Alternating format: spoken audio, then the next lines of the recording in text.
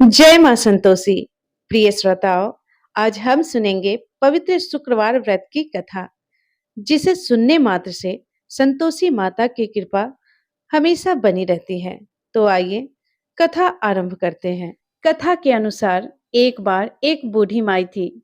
उनके 7 बेटे थे, जिनमें से 6 कमाने वाले थे और एक ना कमाने वाला था।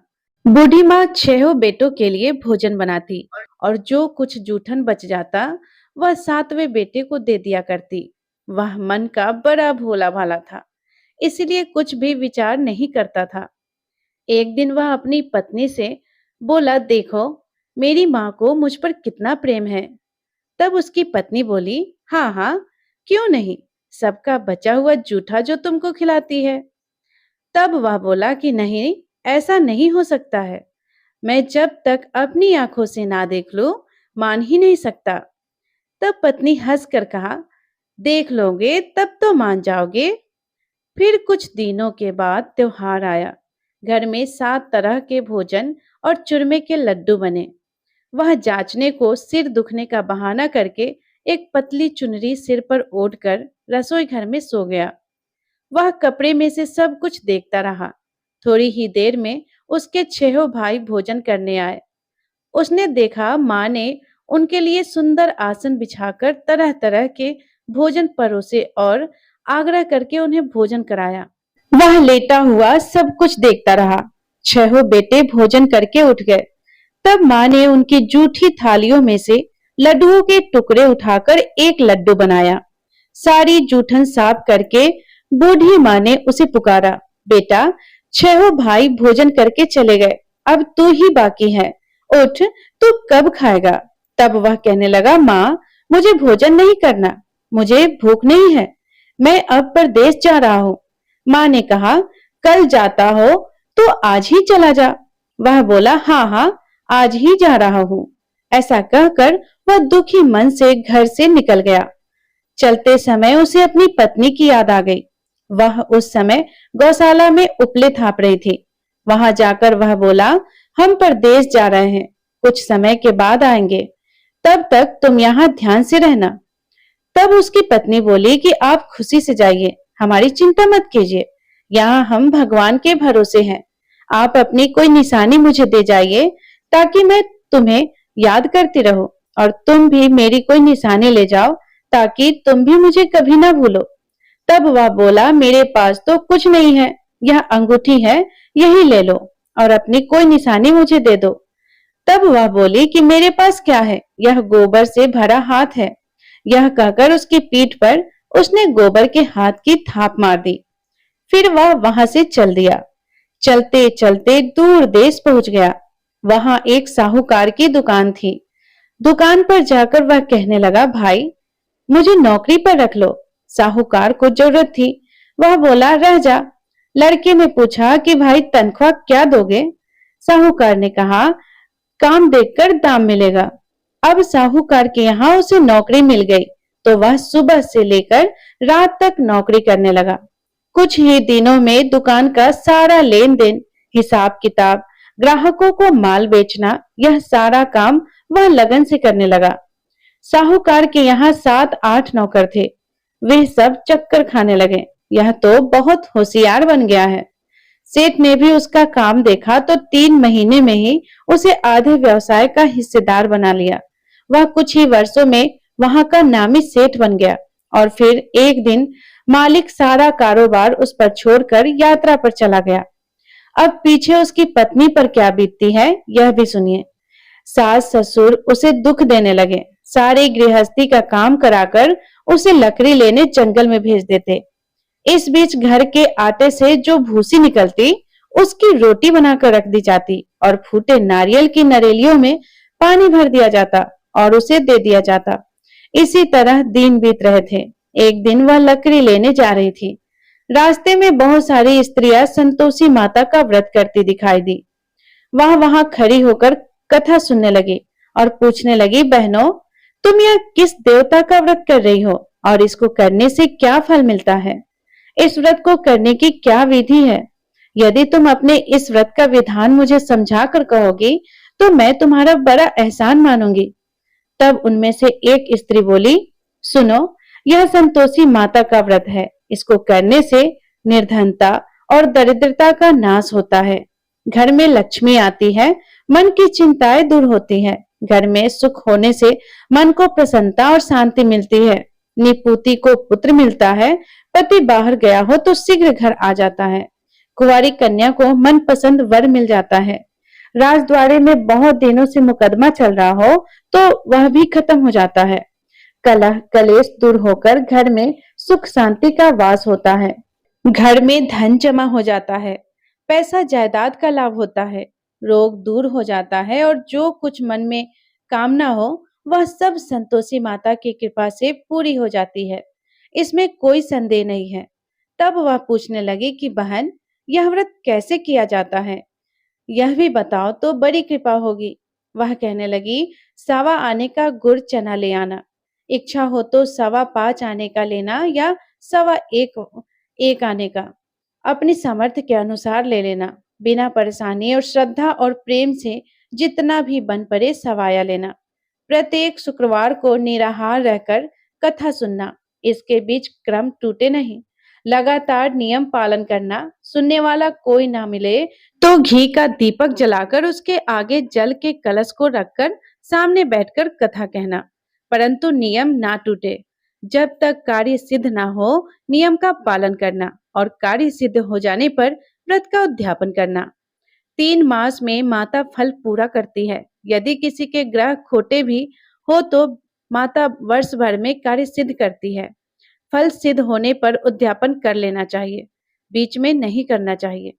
उद्यापन में सवाई सेर आटे का खाजा और इसी माप से खीर तथा चने का साग बनाना, 8 लड़कों को भोजन कराना, जहां तक मिले जेठ देवर भाई बंधु के या परिवार के ही हो, ना मिले तो रिश्तेदारों और पास पड़ोसियों को बुला लेना, उन्हें भोजन कराकर यथाशक्ति फल दक्षिणा आदि देकर माता का नियम पूरा करना।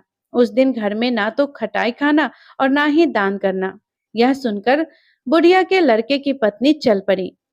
रास्ते में लकड़ी के बोझ को बेच दिया और उन पैसों से गुड़ चना लेकर वह संतोषी माता के व्रत की तैयारी करके आगे चली और सामने मंदिर देखकर पूछने लगी कि यह मंदिर किसका है? सब कहने लगे कि यह तो संतोषी माता का मंदिर है। यह सुनकर वह माता के मंदिर में जाकर माता के चरणों में लौटने लगी, दीन होकर विनती करने लगी, माँ, मैं निपट अज्ञानी हूँ, व्रत के कुछ भी नियम नहीं जानती, मैं बहुत दुखी हूँ। हे माँ, हे जगत जननी, मेरा दुख दूर करो, मैं आपकी शरण में हूँ। उसकी इस विनती को सुनकर संतोषी माता को उस पर दया आ गई। एक शुक्रवार बीता कि दूसरे को उसके पति का पत्र आया और तीसरे शुक्रवार को उसका भेजा हुआ पैसा आ पहुंचा। यह देखकर जेठ जेठानी मुंह सिकोड़ने लगे। इतने दिनों में इतना पैसा आया, इसमें क्या बधाई। लड़के ताने देने लगे, अब तो काकी के पास पत्र आने लगे, रुपया आने लगा, अब तो काकी की खातिर बढ़ेगी, अब तो काकी बोलने से भी नहीं बोलेगी। बेचारी सीधी साधी थी, कहती कि भैया कागज आवे रुपया आवे, हम सभी के लिए तो अच्छा है। ऐसा कहकर आंखों में आंसू भरकर संतोषी माता के मंदिर में आकर मातेश्वरी के चरणों में गिरकर वह रोने लगी। माँ, मैंने आपसे पैसा कब मांगा है? मुझे पैसे से क्या काम है? मुझे तो बस अपने पति से काम है। मैं तो अपने पति के दर्शन मांगती हूँ माँ। तब माता ने प्रसन्न होकर कहा कि जा बेटी, तेरा पति भी जल्दी आएगा। यह सुनकर वह खुशी से बावली होकर घर में जाकर काम करने लगी। अब संतोषी माता विचार करने लगी कि इस भोली भाली पुत्री को मैंने कह तो दिया है कि तेरा पति आएगा, पर आएगा कैसे? वह तो इसे स्वप्न में भी याद नहीं करता। अब उसे याद दिलाने के लिए तो मुझे ही जाना पड़ेगा। इस तरह माताजी उस बूढ़ी माई के बेटे के पास जाकर उसके स्वप्न में प्रकट होकर कहने लगी, साहूकार के बेटे सो रहा है या जाग रहा है? तो वह कहने लगा, माँ, सोता भी नहीं और जागता भी नहीं, कहो क्या आज्ञा है? संतोषी माता कहने लगी कि तेरे घर बार कुछ है कि नहीं? वह बोला, माँ, मेरे पास सब कुछ है, माँ बाप है, पत्नी है, क्या कमी है? तब माता बोली, भोले पुत्र, तेरी पत्नी घोर कष्ट उठा रही है, तेरे माँ बाप उसे त्रास दे रहे हैं और वह तेरे लिए तरस रही है, जाकर उसकी सुधि ले। तब वह बोला कि हाँ माताजी, यह तो मालूम है, परंतु जाओ तो जाओ कैसे? परदेश की बात है, लेन देन का कोई हिसाब नहीं, कोई जाने का रास्ता नहीं आता, कैसे चला जाओ? माँ कहने लगी, मेरी बात मान, सवेरे नहा धोआकर संतोषी माता का नाम ले, घी का दीपक जलाकर दंडवत कर दुकान पर जा बैठ। देखते देखते तेरा सारा लेन देन चुक जाएगा, जमा का माल बिक जाएगा, साज होते होते धन का भारी ढेर लग जाएगा। अब सवेरे जल्दी उठकर वह भाई बंधुओं से अपने सपनों की बात बताने लगा। सबने उसकी बात को अनसुना करके उसकी खिल्ली उड़ाने लगे। कभी सपने भी सच होते हैं भला? तब एक व्यक्ति बोला कि देख भाई, मेरी बात मान। इस प्रकार झूठ साच करने के बदले देवी ने जैसा कहा है वैसा ही करने में तेरा क्या जाता है?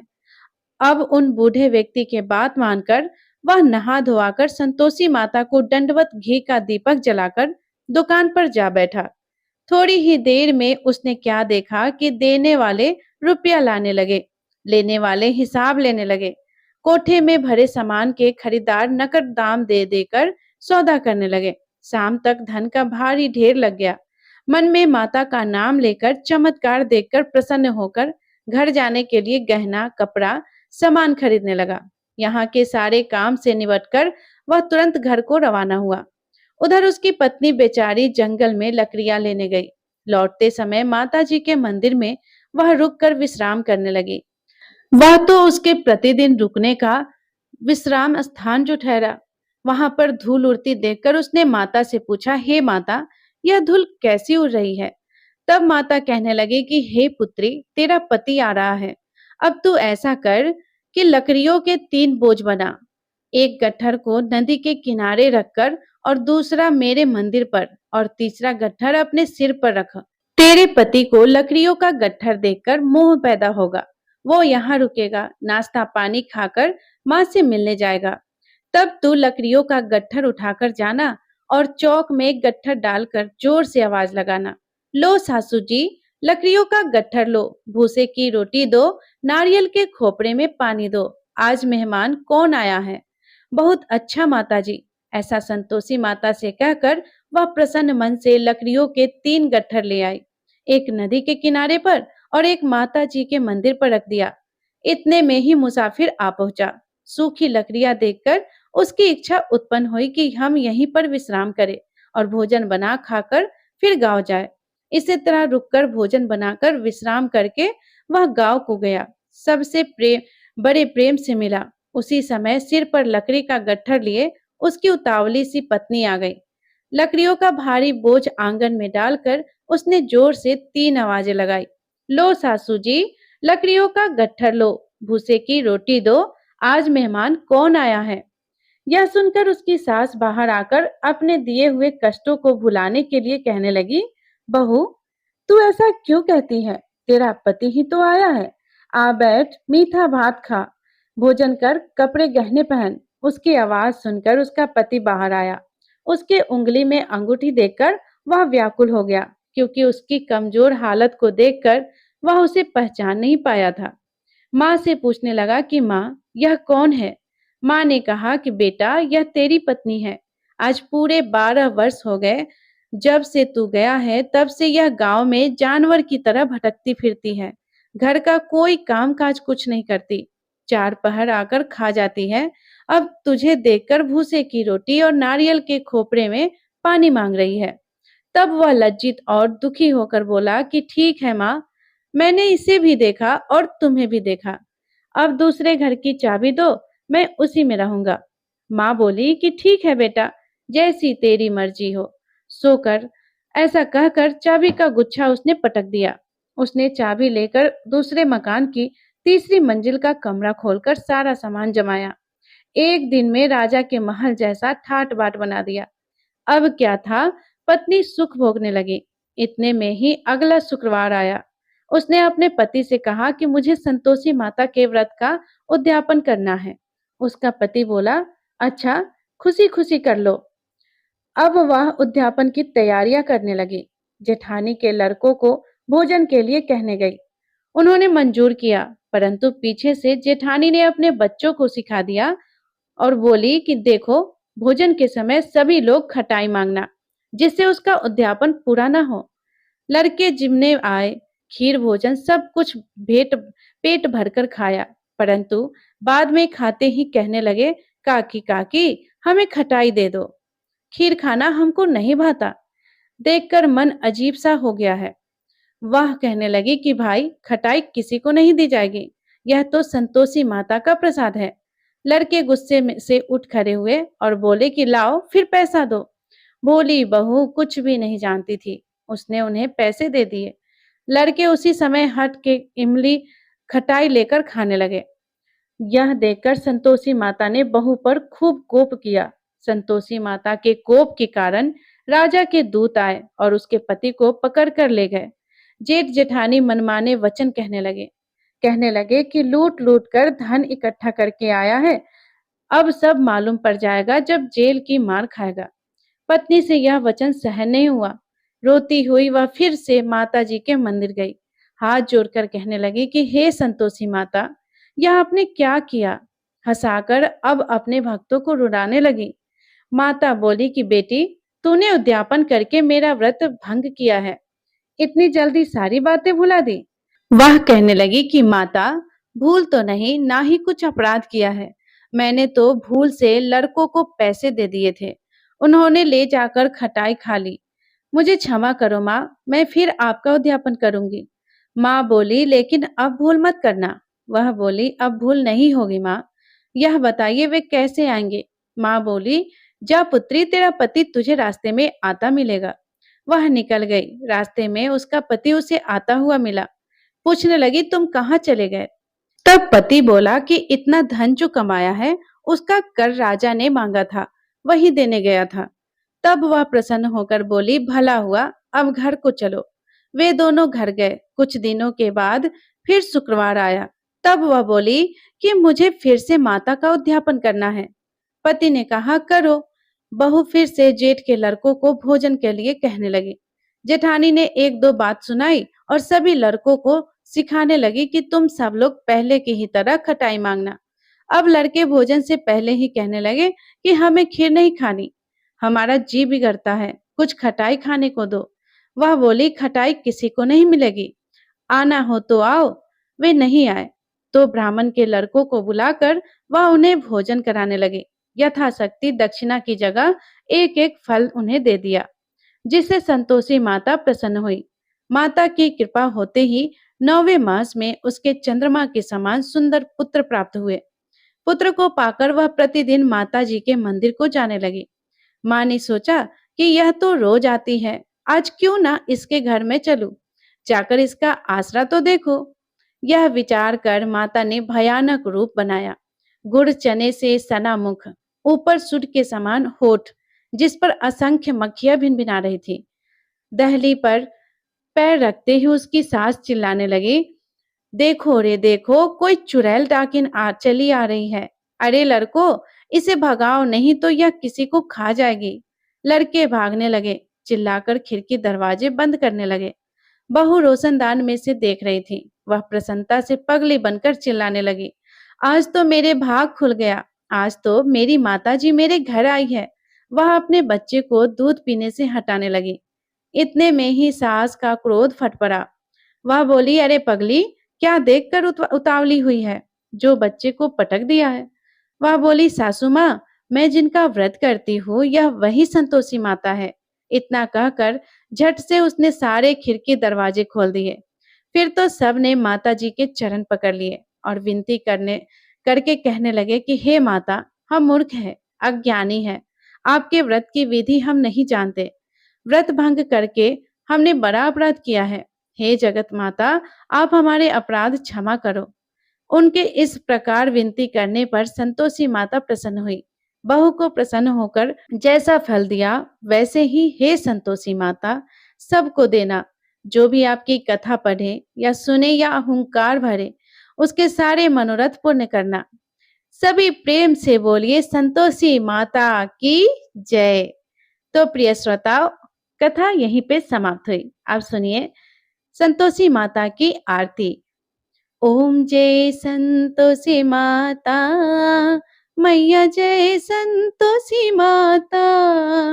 अपने सेवक जन को, अपने सेवक जन को सुख संपत्ति दाता।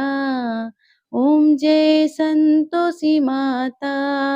सुंदर चीर सुनहरी माँ धारण कीनो, मैया माँ धारण कीनो। हीरा पन्ना दमके तन श्रृंगार लियो। ओम जय संतोषी माता। लाल छटा छवि वदन, मदन कमल सोहे, मैया वदन कमल सोहे। मंद हसत करुणामय, मंद हसत करुणामय, त्रिभुवन जन मोहे। ओम जय संतोषी माता। स्वर्ण सिंहासन बैठी, चवर दुरे प्यारे, मैया चवर दुरे प्यारे। धूप दीप मधुमेवा, धूप दीप मधुमेवा, भोग धरे न्यारे। ओम जय संतोषी माता। गुर चरचना परम प्रिय, माँ संतोष किए, मैया माँ संतोष किए। संतोषी कहलाई, संतोषी कहलाई, भक्तन वैभव दिए। जय संतोषी माता। शुक्रवार प्रिय मानत, आज दिवस सोही, मैया आज दिवस सोही। भक्त मंडली छाई, कथा सुनत मोही। जय संतोषी माता। मंदिर जगमग ज्योति, मंगल ध्वनि छाई, मैया मंगल ध्वनि छाई। विनय करे हमें बालक, विनय करे हमें भक्तन, चरणन सिर नाई।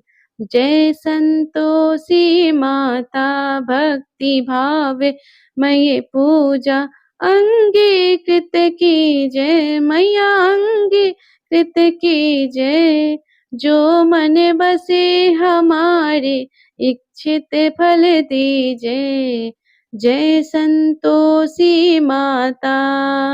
दुख दरिद्र रोगी, संकट मुक्त किए, मैया संकट मुक्त किए। बहु धन्य ध्यान भरे, घर सुख सौभाग्य दिए। जय संतोषी माता। ध्यान धयो जिस जन ने, मन वांछित फल पायो, मैया मन वांछित फल पायो। पूजा कथा श्रवण कर, घर आनंद आयो। जय संतोषी माता। शरण गहे की लज्जा, रखियो जगदम्बे, मैया रखियो जगदम्बे। संकट तू ही निवारे, दयामयी अम्बे। जय संतोषी माता। संतोषी माता की आरती जो कोई नर गावे, मैया जो कोई नर गावे। रिद्धि सिद्धि सुख संपत्ति, रिद्धि सिद्धि सुख संपत्ति, जी भर के पावे। ओम जय संतोषी माता। जय संतोषी माता, मैया जय संतोषी माता। अपने सेवक जन को सुख संपत्ति दाता। जय संतोषी माता। सभी प्रेम से बोलिए संतोषी माता की जय। तो प्रिय श्रोताओं, ये थी शुक्रवार यानी संतोषी माता की संपूर्ण व्रत कथा और आरती। यदि ये कथा आपको सुनने में अच्छी लगी हो, माँ संतोषी का आशीर्वाद प्राप्त किया हो, तो वीडियो को लाइक जरूर कीजिएगा और कमेंट बॉक्स में जय माँ संतोषी लिखकर माँ संतोषी का आशीर्वाद जरूर प्राप्त कीजिएगा। और यदि आप हमारे चैनल पर अभी तक नए हैं, तो चैनल को सब्सक्राइब करके बेल आइकन बटन को प्रेस ज़रूर कीजिएगा, क्योंकि जब भी मैं आप सबके लिए वीडियो अपलोड करूँ, तो सबसे पहले आपके पास वह नोटिफ़िकेशन जाए। और आपके कमेंट से मुझे बहुत अच्छा लगता है कि और आगे अच्छी-अच्छी वीडियो में बनाने की प्रेरणा मिलती है। तो इसीलिए आप कमेंट ज़रूर कीजिएगा। संतोषी माता आपके जीवन में हमेशा खुशियाँ भर दें। धन्यवाद। राधे राधे। जय श्री कृष्णा।